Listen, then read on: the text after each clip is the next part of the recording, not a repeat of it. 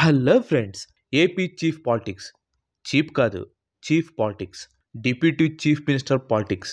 ఒక వారం క్రితం వరకు ఈ ప్రస్తావన ఎక్కడా కూడా లేదు. బట్ ప్రజెంట్ ఏపీ పాలిటిక్స్లో ఇది ఒక హాట్ టాపిక్గా మారిపోయింది. డిప్యూటీ సీఎంగా నారా లోకేష్ గారు కావాలంటూ టీడీపీ కార్యకర్తలు చిన్నగా డిమాండ్ చేయడం మొదలుపెట్టారు. అసలు సడన్గా ఈ డిప్యూటీ సీఎం టాపిక్ ఎందుకు రైజ్ అయింది? దీనికి కారణం ఎవరు? ఫ్యూచర్లో నిజంగానే నారా లోకేష్ గారు డిప్యూటీ సీఎం కాబోతున్నారా?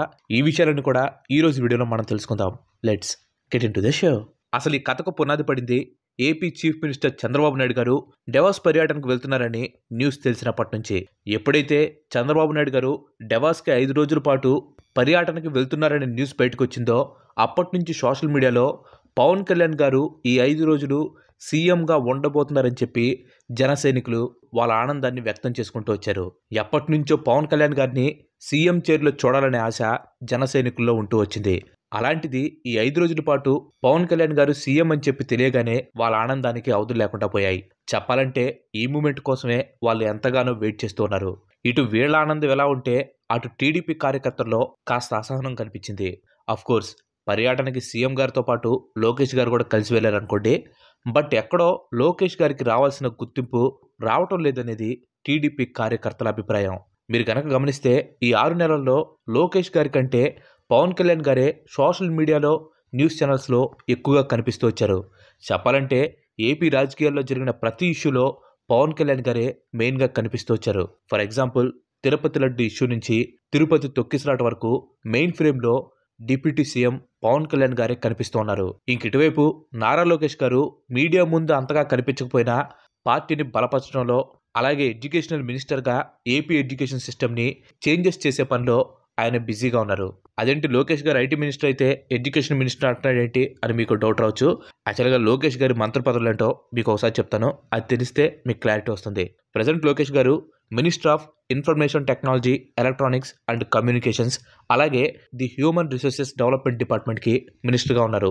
అంటే ఎడ్యుకేషన్ మినిస్టర్ని అఫీషియల్గా ministry of human resources development అని చెప్పి పిలుస్తారనమాట. సో ఎడ్యుకేషన్ మినిస్టర్ విషయంలో మీకు క్లారిటీ వచ్చిందని అనుకుంటున్నాను. సో ఓవరాల్గా చూసుకుంటే ఇటు చీఫ్ మినిస్టర్ చంద్రబాబు నాయుడు గారు, అటు deputy chief minister Pawan Kalyan గారు, ఇటు ఐటీ అండ్ ఎడ్యుకేషన్ మినిస్టర్ అయిన లోకేష్ గారు వాళ్ళ బాధ్యతల్ని నిర్వర్తించుకుంటూ వస్తున్నారు. బట్ ఎప్పుడైతే మహాసేన రాజేష్ గారు తన యూట్యూబ్ ఛానల్లో డిప్యూటీ సీఎం అయ్యే అర్హత లోకేష్ గారికి కూడా ఉందని చెప్పి అన్నారో అప్పటి నుంచి టీడీపీ కార్యకర్తల్లో ఈ డిప్యూటీ సీఎం అనే పదవిలో ఎలా అయినా సరే లోకేష్ గారిని కూర్చోబెట్టాలి అనే ఆలోచన వచ్చింది. దీంతో కొంతమంది కార్యకర్తలు టీడీపీ మీటింగ్స్లో స్టేజ్ పైన లోకేష్ గారిని డిప్యూటీ సీఎం చేయాలంటూ స్పీచెస్ ఇవ్వటం మొదలుపెట్టారు. ఇన్ఫాక్ట్ చంద్రబాబు నాయుడు గారి ముందు కూడా ఈ స్టేట్మెంట్స్ ని పాస్ చేయడం జరిగింది. పిఠాపురం టీడీపీ అధ్యక్షులైన వర్మ గారిని ఈ క్వశ్చన్ గురించి అడిగినప్పుడు ఆయన ఇలా ఆన్సర్ ఇచ్చారు. ఎవరికైనా వాళ్ళ నాయకుల్ని గొప్ప స్థానంలో చూసుకోవాలని చెప్పి ఉంటుంది. పవన్ కళ్యాణ్ గారిని సీఎంగా చూసుకోవాలని జన సైనికులకు ఉంటుంది. ఇటు లోకేష్ గారిని ఉన్నత పదవుల్లో చూడాలని మా కార్యకర్తలకు కూడా ఉంటుంది. అంతెందుకు మొన్న జగన్ గారు వచ్చినప్పుడు ఆయన్ని చూసి సీఎం అని చెప్పి అరిచారు. సో ఎవరికి వారు వాళ్ళు అభిమానించే నాయకుల్ని గొప్ప స్థాయిలో చూసుకోవాలని చెప్పి ఉంటుంది. అయినా లోకేష్ గారికి ఏం తక్కువ? ఆయన ఈ పార్టీ కోసం ఎంతో కష్టపడ్డారు. గొడ్డు చాకరీ చేసి టీడీపీ మళ్ళీ అధికారంలోకి రావడంలో గొప్ప కృషి చేశారు. అలాంటి లోకేష్ గారికి డిప్యూటీ సీఎం పోస్ట్ ఇవ్వాలని అడగటంలో తప్పేంటి అని చెప్పి ఆయన అనడం జరిగింది. నిజమే, నారా లోకేష్ గారు టీడీపీ కోసం చాలా కష్టపడ్డారు. ప్రజెంట్ టీడీపీ 1 కోటి మంది సభ్యత్వాన్ని దాటింది. అండ్ ఈ 1 కోటి మందికి ఇన్సూరెన్స్ ఉండేలాగా లోకేష్ గారు ఎప్పటి నుంచో ప్రయత్నాలు చేస్తున్నారు. చెప్పాలంటే ఇది మామూలు విషయం కాదు. కార్యకర్తలంటే జెండా కూలీలని మాత్రమే చూస్తూ ఉంటారు. బేసిక్గా చెప్పాలంటే కార్యకర్తల మీద ఒక చులకన భావం ఉంటుంది. అలాంటిది వాళ్ళకి మెంబర్షిప్తో దేశంలో ఎక్కడా లేని విధంగా ఇన్సూరెన్స్ పొందే అవకాశాన్ని లోకేష్ గారు కల్పించారు. బట్ ఇది చాలా తక్కువ మందికి మాత్రమే తెలుసు. సో ఈ విషయంలో లోకేష్ గారు ఒక రికార్డు క్రియేట్ చేసినా కానీ దానికి తగ్గ గుర్తింపు మాత్రం లోకేష్ గారికి దక్కలేదు. పార్టీ లోలో ఉన్నప్పుడు, అధికారంలో లేనప్పుడు కార్యకర్తలకు లోకేష్ గారు మంచి సపోర్ట్నిచ్చారు. అండ్ ప్రజెంట్ టీడీపీ అధికారంలో రావడానికి ఆయన చేసిన పాదయాత్ర కూడా ఒక కారణమని చెప్పాలి. సో అలాంటి లోకేష్ గారికి ఫ్యూచర్లో టీడీపీకి మెయిన్ హెడ్ అవ్వాల్సిన లోకేష్ గారికి తగిన గుర్తింపు రావడం లేదనేది క్యాడర్ ఆవేదన అన్నట్లు కొందరు మాజీ టీడీపీ మంత్రులు వాళ్ళ అభిప్రాయాన్ని తెలిపారు. ఇది కేవలం టీడీపీ క్యాడర్ తరపు నుంచి కోరిక మాత్రమే. అంటే క్లియర్గా చంద్రబాబు నాయుడు గారి తర్వాత టీడీపీ క్యాడర్ నెక్స్ట్ హెడ్గా లోకేష్ గారు ఉండాలి. సో ఆయన కూడా టీడీపీ క్యాడర్ తరపున డీసీఎం ఇవ్వాలనేది వాళ్ళ కోరిక. ఆయనకు కూడా ఏంటి ఉండేది ఒకటే డీసీఎం పోస్ట్ కదా, ఇద్దరికి ఎలా ఇస్తారని చెప్పి మీలో కొంతమంది డౌట్ పడొచ్చు. యాక్చువల్గా డీసీఎంని ఒకరికే ఇవ్వాలని చెప్పి రూల్ ఏం లేదు, ఎంతమందినైనా పెట్టుకోవచ్చు. లాస్ట్ టైం వైఎస్ఆర్సీపీ అధికారంలో ఉన్నప్పుడు 5గురు డీసీఎంలు ఉన్నారు. అంటే ప్రతి వర్గానికి న్యాయం చేయాలనే ఉద్దేశంతో జగన్మోహన్ రెడ్డి గారు తన ప్రభుత్వంలో 5 డీసీఎం పోస్టులను పెట్టారు. అండ్ తెలంగాణలో కూడా ఇదే విధంగా డీసీఎం పోస్టులని షేర్ చేయాలని చెప్పి అనుకున్నారు. బట్ అది అమలైతే చేయలేదు. మరి ఇంకేమి పాసిబిలిటీ ఉంటే లోకేష్ గారిని డిప్యూటీ సీఎం చేయొచ్చు కదా అని చెప్పి మీలో చాలా మంది అనుకోవచ్చు. బట్ అలా చేస్తే పవన్ కళ్యాణ్ గారిని అవమానించినట్లు అవుతుంది. 2024లో ఎన్డీఏ కూటమి అధికారంలోకి రావడంలో పవన్ కళ్యాణ్ గారు కీలక పాత్రను పోషించారు. కేవలం 21 సీట్లలో మాత్రమే పోటీ చేసి మిగిలిన అభ్యర్థులందరినీ టీడీపీకి బీజేపీకి సపోర్ట్ చేయాలని చెప్పి ఆదేశాలు ఇచ్చారు. చెప్పాలంటే జనసేనకున్న ప్రతి ఓట్ని టీడీపీకి లేదంటే బీజేపీకి పడేలాగే ఆయన చూశారు.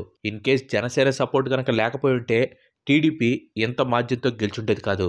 సో ఎలా చూసుకున్నా కానీ టీడీపీకి పవన్ కళ్యాణ్ అనేవాడు బిగ్గెస్ట్ అసెట్. సో అలాంటి ఒక వ్యక్తిని నిర్లక్ష్యం చేస్తే అది టీడీపీకే నష్టం. అందుకే చంద్రబాబు నాయుడు గారు పవన్ కళ్యాణ్ గారి ఇంపార్టెన్స్ని గుర్తించి ఆయనకి డిప్యూటీ సీఎం పదవినిచ్చారు. ఈ పదవి కేవలం పవన్ కళ్యాణ్ గారినే కాదు, జెండా కూలీలు అని చెప్పి పిలువబడిన ప్రతి ఒక్క జన సైనికుడిని ఆనందపడేలాగా చేసింది.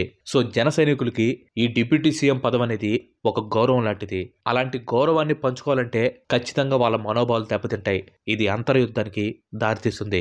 కానీ లోకేష్ గారిని డిప్యూటీ సీఎంని చేయాలనే దానికి బలం చేకూరేలాగా ఈ పోస్టర్ కనిపిస్తుంది. ఇటీవల వైజాగ్ లో పెట్టిన మీటింగ్ లోని పోస్టర్ చూడండి. డిప్యూటీ సీఎం పవన్ కళ్యాణ్ గారితో పాటు లోకేష్ గారికి కూడా పొలిటికల్ గుర్తింపు ఇచ్చేలాగా ఈ పోస్టర్ కనిపిస్తుంది. లోకేష్ గారు చంద్రబాబు నాయుడు గారి కొడుకు. సో పోస్టర్లో ఆయన ఫోటో ఉంటే తప్పే ఉంది, అందులో అంతలా ఆలోచించాల్సిన విషయం ఉందని చెప్పి మీలో చాలా మంది అనుకోవచ్చు. బట్ మీరు గమనిస్తే పోస్టర్స్ ద్వారానే పొలిటీషియన్స్ యొక్క ఇంపార్టెంట్ మనకు అర్థమవుతుంది. ఎమ్మెల్యే నుంచి కార్యకర్త వరకు ఎవరి ఇంపార్టెన్స్ ఏంటి అనేది ఆ పోస్టర్లో మనకి క్లియర్గా అర్థమైపోతుంది. సో ఇటు పవన్ కళ్యాణ్ గారు తన పార్టీ పరంగా మంచి గుర్తింపునైతే తెచ్చుకుంటున్నారు. బట్ ఇటువైపు లోకేష్ గారికి రావాల్సిన గుర్తింపు అయితే రావటం లేదు. ఈ విషయం గురించి తెలుసుకునే ముందు ఇంతవరకు ఈ వీడియో చూసారంటే ఈ వీడియో మీకు నచ్చిందని అనుకుంటున్నాను. మీకు నచ్చినట్లయితే ఈ వీడియోని ఖచ్చితంగా లైక్ చేయండి. అండ్ అలాగే మీరు మన ఛానల్కి త్వరగా కనుక సబ్స్క్రైబ్ అయినట్లయితే మన ఛానల్కి తప్పకుండా సబ్స్క్రైబ్ అయ్యి పక్కన ఉన్న గంటని ఆల్ ఆప్షన్లో పెట్టుకోండి. ఆల్రెడీ లైక్ చేసి షేర్ చేసి సబ్స్క్రైబ్ చేసిన వారికి చాలా చాలా థ్యాంక్స్. సో ఫ్యూచర్లో టీడీపీకి మెయిన్ హెడ్గా లోకేష్ గారు ఉండాలంటే ఇప్పటి నుంచే ఆయన్ని హైలైట్ చేస్తూ రావాలి.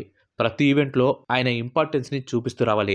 ఇలాంటి ప్రయత్నంలోనే ఈ డిప్యూటీ సీఎం అనే ప్రస్తావన వచ్చింది. ఇప్పుడు లోకేష్ గారిని పార్టీ అధ్యక్షుడు చేయాలంటే ఆల్రెడీ ఉన్న అధ్యక్షులను తీసేసి లోకేష్ గారికి ఆ పదవి ఇవ్వాలి.